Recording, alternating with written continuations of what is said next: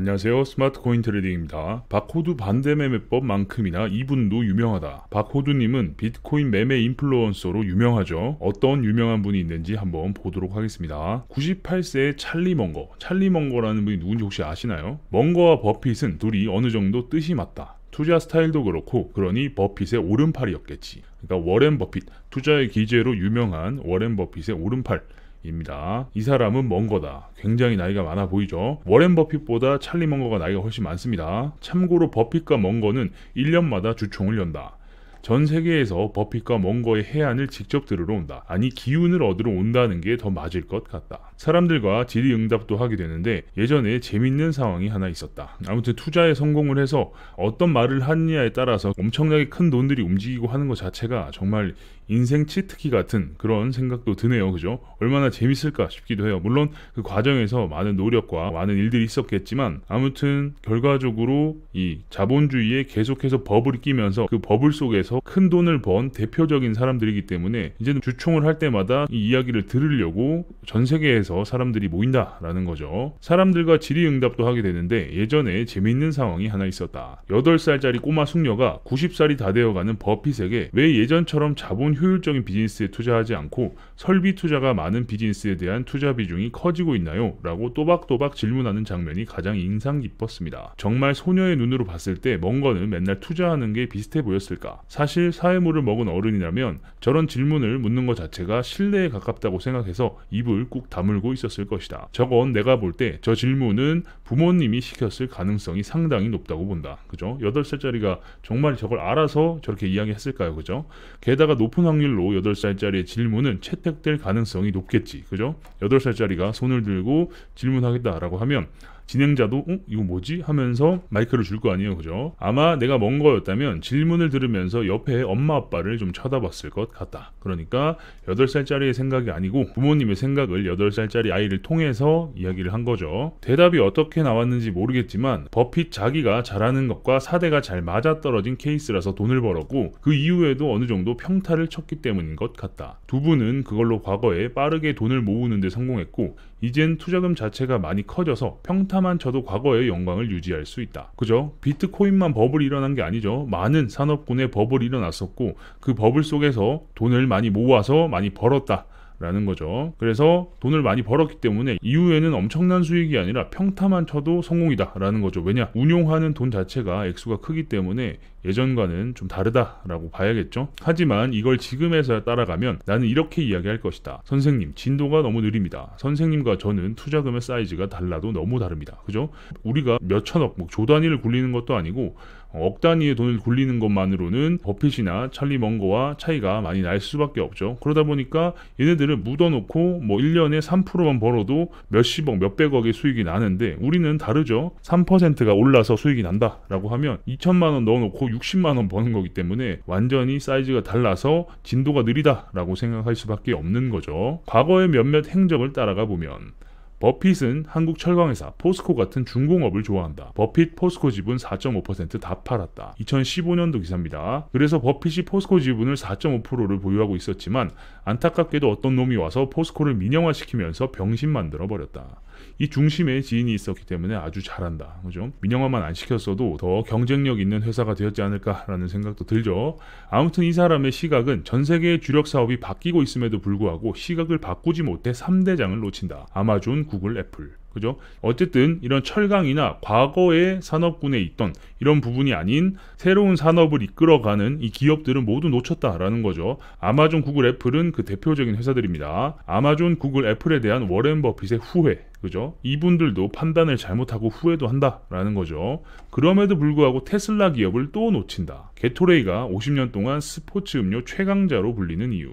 게토레이도 초반에 저점 매수할 수 있었는데 사지 말자고 대주주의 입장에서 반대했다. 이게 버핏이 반대했다라는 거죠. 그러니까 대주주가 사지 말자라고 하니까 따라갈 수밖에 없는 그런 거죠. 코카콜라 스포츠 음료 바디아머 품고 게토레이 잡는다. 그때 당시로 19조 원의 코카콜라가 게토레이를 인수하려 했는데 이때 워렌 버핏의 반대로 무산이 됐다라는 겁니다. 아무튼 이때도 저점이었다라는 거죠. 왜냐하면 2000년도 초반이기 때문에 완전히 지금과는 상황이 다르죠. 돈의 가치도 달랐고 계속해서 인플레이션이 발생하면서 이게 엄청나게 뚱뚱해졌습니다. 찰리 멍거, 중국 기업이 낫다. 나라면 테슬라 주식 안 산다. 테슬라도 안 된다고 하셨고, 워렌 버핏 오른팔 찰리 멍거, 테슬라 비트코인 광풍 둘 다 비트코인 또한 역시 이해하지 못했다. 아마 이분은 평생 이런 류는 이해하지 못하실 것 같다. 그게 중요한 게 아니라 연세가 곧 100살이죠. 그렇기 때문에 평생이라고 하기에는 얼마 남지 않은 시간이다 라고 볼 수 있겠습니다. 물론 돈을 많이 버셔서 좋은 거 드시고 건강관리 하시고 하면서 더 오래 사실 수 있겠지만, 아무튼 어느 시점에 큰 돈을 벌고 나서는 많은 트렌드들을 놓쳤다라는 사실은 뭐 변함이 없죠. 사실 여기에는 이유가 있다. 물론 자신의 한계를 모르는 사람보다 아는 사람을 원합니다. 한편으로 나는 인생에서 엄청나게 중요한 교훈을 얻었습니다. 스스로를 과대평가하는 사람을 결코 과소평가해서는 안 된다는 것입니다. 스스로를 과대평가하는 그런 괴짜들은 가끔 큰 성공을 거두기 때문입니다. 나는 망상 속에서 살아가는 사람들을 그들이 종종 큰 성공을 거둔다 해도 내 삶의 테두리 안에 두고 싶지 않습니다. 나는 신중한 사람을 원합니다. 아무튼 찰리 멍거는 나 잘났소, 내가 지구에서 킹왕짱이고 내가 모든 걸 할 수 있어, 이런 사람들을 멀리 했는데, 그 대표적인 인물이 머스크가 있죠. 머스크가 지구에서 가장 부자가 되는 이런 모습들을 보면서 그걸 과소평가해서는 안 된다라고 결국 인정을 했다라는 거죠. 하지만 마지막까지도 나는 신중한 사람을 원한다라고 이야기했어요. 이게 바로 요즘 말로는 꼰대 같은 기질이 있다라고 볼 수 있는 거죠. 뭐 이것 때문에 또 성공을 했다라고 생각하기 때문에 이런 말을 하겠죠. 그러니까 뭐 정답은 없죠, 인생에. 그죠?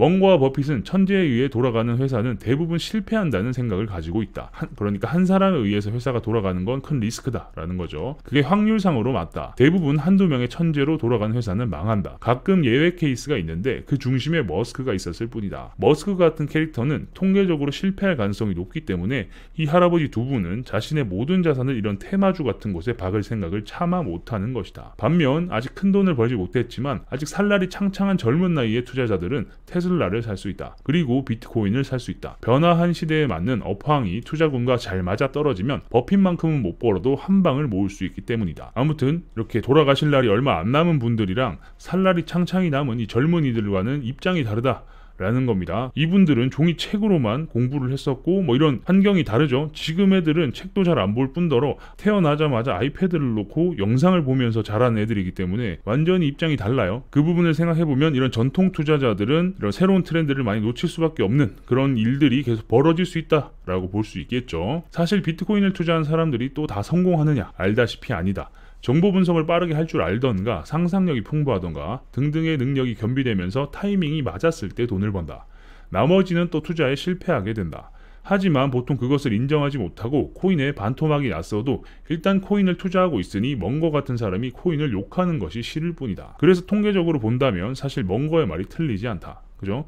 아무튼 모두가 성공하는 건 아닙니다. 코인에 투자를 했을 때 고점에 물리는 사람도 있고 저점에 샀는데 고점에 못 팔아서 결국 마이너스가 되는 사람들도 있고 뭐 다양한 케이스들이 있죠. 그런 상황에서 결국 다들 존버를 외치고 있죠. 존버를 외치고 있는 상황에서 멍거 같은 사람이 비트코인은 아주 성병과 같은 더러운 존재다 이런 식으로 이야기를 해버리면 당연히 듣기 싫을 거 아니에요. 그죠? 내 전 재산이 또는 내 많은 부분의 자산이 거기에 들어가 있는데 그 투자 상품을 누군가 욕을 해요. 그러면 그 사람을 좋아할 수 있냐? 라는 말이죠. 평범한 대다수의 사람들은 느리지만 손해는 덜하고 장기적으로는 이득을 볼 수 있는 산업군에 투자하는 게 맞기 때문이다. 코인 업계에 있는 내가 이런 말을 하는 게 웃기지만 다른 식으로 이야기를 해보자면 이렇다. 아무튼 보수적으로 투자를 한다라고 하면 느리더라도 손해는 적고 장기적으로 이득을 볼 수 있는 산업에 투자를 해야 되는데 요즘 사람들은 또 그렇지 않죠. 또 빠른 피드백을 원하기도 하고 잃는 거에 그렇게 막 두려워하지 않는 사람들도 많은 것 같아요. 제가 이 코인판에 있어 보니까. 그리고 이조차도 싫다라고 하면 적금을 붓는 게 맞죠. 지금은 금리가 낮기 때문에 아주 적은 이자를 받겠지만 어쨌든 뭐 돈의 가치가 오르고 내리는 걸 떠나서 이자를 적게 받더라도 내 눈앞에 찍혀있는 이 숫자가 중요하다라고 생각하시는 분들은 적금을 붓는 게 당연히 맞겠죠. 공부 안 해도 성공할 수 있어. 유튜브로 수익 내고 크리에이터 100만이면 한 달에 억 단위로 버는데 이거 하나 믿고 공부해야 할 시기에 공부를 안 하면 답이 없다. 유튜브는 비트코인 투자인 셈이고 공부는 은행 적금인 셈이다. 그래도 최소한의 인서울을 가면 먹고 살 만한 적절한 기업에 들어갈 수 있는 티켓이 생기기 때문이다. 멍거가 하는 이야기는 이런 거다. 전 국민이 유튜브로 돈 벌겠다고 유튜버를 꿈꾸는 건 미친 짓이라고. 그죠? 참 이것도 씁쓸한 부분인 것 같긴 해요. 결국 노동보다 투자로 돈을 벌겠다라고 하는 사람들이 많아지고 일본이 망하기 전에 그런 상황이 계속 펼쳐졌다라고 해요. 젊은 사람들이 일을 왜 하냐? 주식하면 돈 버는데 뭐 이런 사람들이 아주 절대적으로 많았다. 라고 합니다. 그리고 나서 거품이 빠지면서 모두가 함께 몰락해버리는 뭐 그런 상황이 있었다.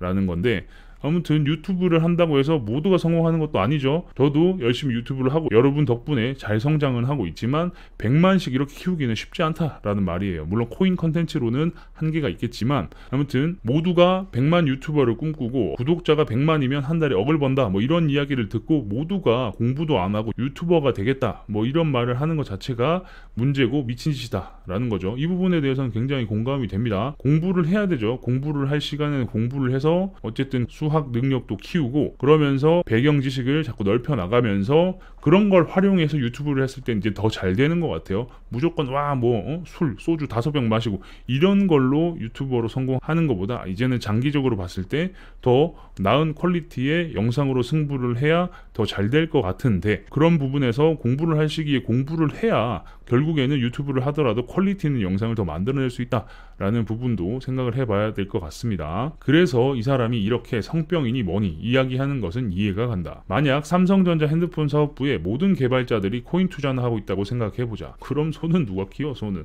아시죠? 내 핸드폰이 뻑하면 먹통이고 사람들이랑 이야기하면서 문제점이나 개선사항을 이야기해야 되는데 코인 이야기나 하고 있으면 이건 그냥 기업을 좀먹는 병원균이라고 생각하는 것이다. 그래서 저런 극단적인 비유를 한 것이다. 여기에 조금 다른 식으로 접근을 하자면 코인 투자도 포트폴리오에 하나로 두는 것은 나는 찬성한다. 그게 마진이든 현물이든 어떤 식으로든 NFT 빼고 오히려 은행보다 더 낫지 않을까 하는 생각도 한다. 그러니까 지금까지의 결과로 보면 고점에서 물린 거 말고 저점에서 사놓으면 1년에 2배, 3배씩 불릴 수 있는 기회는 항상 왔어요. 그리고 반감기와 이런 한번 이슈가 터질 때마다 10배, 20배씩 가는 코인들도 많았죠. 그렇게 치면은 어쨌든 은행 적금을 넣는 것보다는 낫다 라는 겁니다. 아무튼 전국민 유튜버를 꿈꾸는 것처럼 모든 개발자들과 기업에 다니는 사람들이 코인 투자만 하고 코인 시세만 쳐다보고 있고 회의 시간에도 코인 이야기만 하고 있고 이러면 정말 문제가 생길 수밖에 없죠. 그래서 기업을 좀먹는 병원균 취급을 하는 겁니다. 이런 부분에서는 이해가 가죠. 그래서 멘토를 잘 정하자.